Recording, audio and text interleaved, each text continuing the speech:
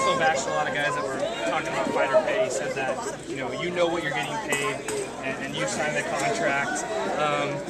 Fighter pay has been a big issue. What do you think about fighter pay? Isn't really a big issue. It's not. It's something fun to talk about because people like to talk about it.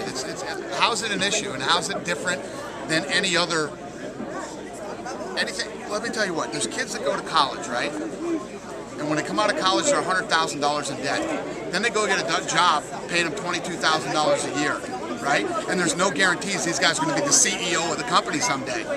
It's life. It's the way it works. Not everybody wins a trophy. Volkman.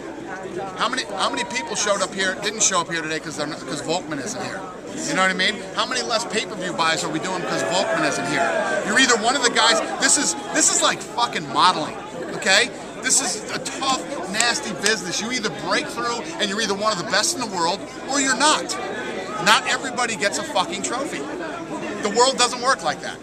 So, whose idea was this whole World Tour program? Because this is like awesome, getting all these guys out here. What happened was, we've never had an end of the year like this, and my philosophy is this: people always want to see a great fight, but you got to know a great fight's on or it's happening or whatever. So we figured this is the one opportunity to get out in front of this thing, get out and let everybody know this is happening, and then we'll focus on each fight one by one and start promoting it as it starts to happen. But you had to get out there and let everybody know, because we don't ever do this.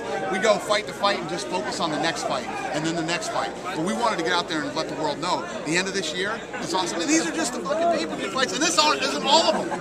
This is just some of them. I mean, we could throw the launch of Fox Sports 1 guys up here too. That card is great, and the list goes on and on. Dana, on Saturday night, several guys were asking you during the post-fight scrum about the PED situation in Florida. They didn't seem to have any answers for you when you were asking questions. 72 hours later, have you researched at all? What do you know? We just talked about that with these guys. It's like, this is one of those issues that I would think that if, first of all, I hadn't even heard about it until, at the fight that weekend. Yeah, Ariel asked you about it Thursday, right? So it's like, if one of our guys were in there, I would like to believe that I would have heard something by now. You know what I mean? I haven't heard a word. Except from the media, I haven't heard a word about it. So, is that something that keeps you up at night at all? Not that specific. I slept like a baby last night. Not that specific. I don't usually sleep well. I slept like a baby last night. That's how much it bothers me. We're a different sport. The issue in the sport. We're a different sport than other sports. The reality is we're tested by the government. The government regulates us and oversees us. You know what I mean? If you look at all those sports, we have the most stringent, and not only when guys get caught, the government suspends them for a year or whatever it might be and fines them.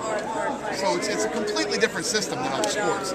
And if you get caught doing this stuff here and you're doing that, you are an idiot and you deserve whatever happens to you because you know the scrutiny you're under here with the government. If Josh Barnett was to win, what's maybe next for him? If he wins? Yeah. I don't know. I mean, we'll see what happens. Obviously there's a lot of tough guys in the heavyweight division, so. He says the only reason that he signed though was to get that title. Yeah, that should be the only reason anybody signs here.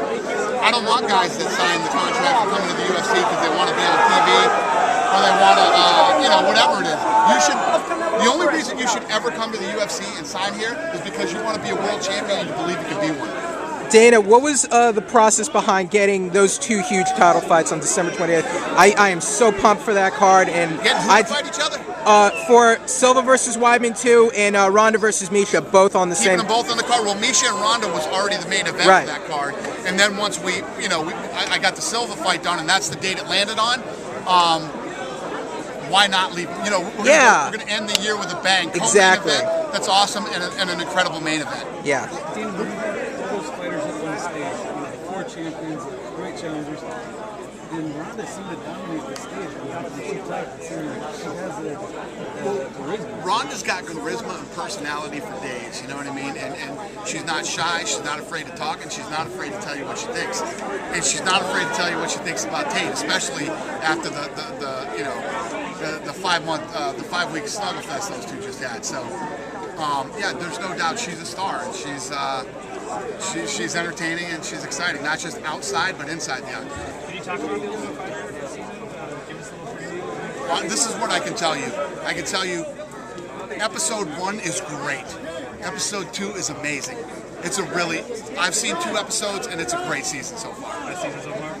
Well, it's always hard for me to go against season 1.